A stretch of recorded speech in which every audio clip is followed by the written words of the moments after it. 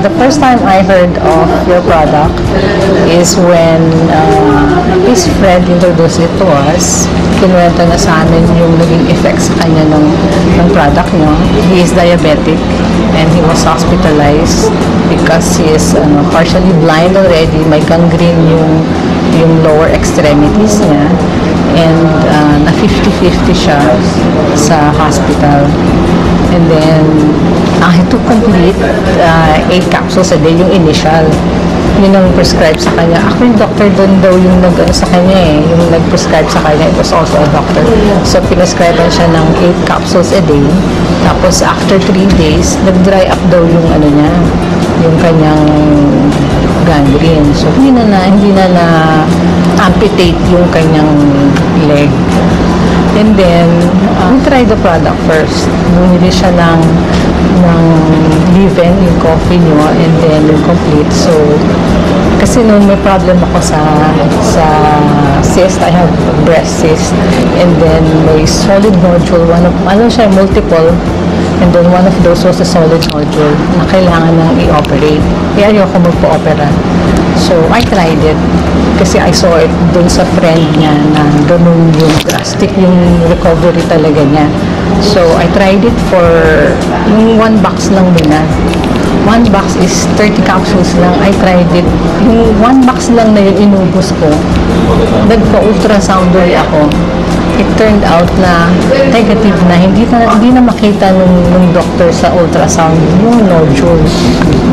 Kaya noon, after that, tinuloy ko yung pag-drink ng complete. It was a vehicular accident that happened October 3 in Daanghare, Alabang, Cavite area. I was driving all alone. There was this. I had that accident, and the next thing I knew, wala na akong malay noon.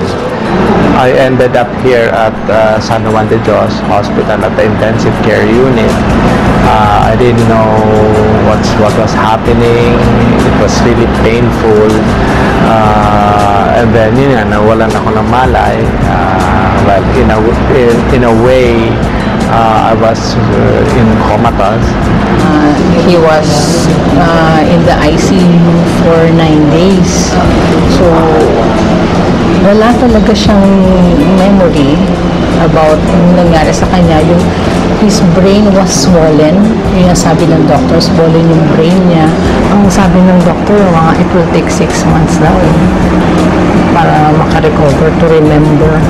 Sabi ng doctor. Noon sa ICU, hindi alam nung mga doctors na pinapainom ka siya nung complete. Kasi siya nakita ko yung effect sa akin. So, binigyan ko siya. Remarkable yung niya, yung recovery niya. Gumising siya. Tapos, nagulat din yung doctor niya sa recovery niya na parang biglaan. So, hindi na siya hindi na nag-operate yung doctor. Hindi na kinailangan ng operation. Sabi ng doctor, maswerte siya. Saka nagulat din yung doctor na ganun kabilis yung recovery niya.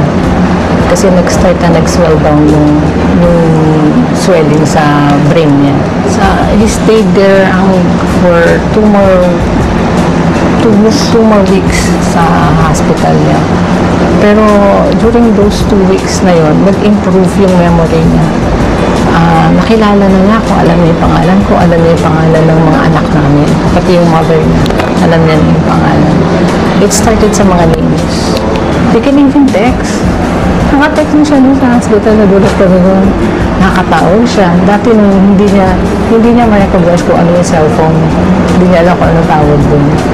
Kasi I believe na kaya kahit 2 capsules So, kahit na basta regular lang, na continuous din yung intake niya noon, I believe na makaka-recover siya.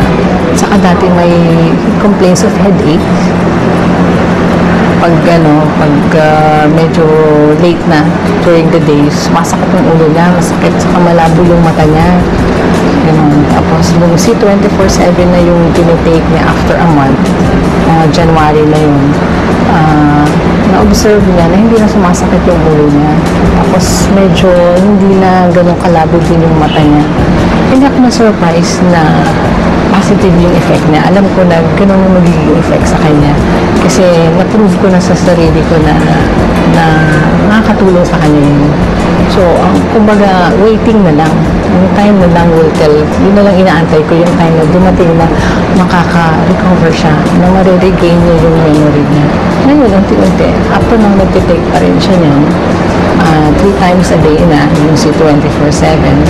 Or I'm glad na merong product na C24/7 na food supplement na that can help us, especially my husband, to recover dun sa temporary na memory loss niya.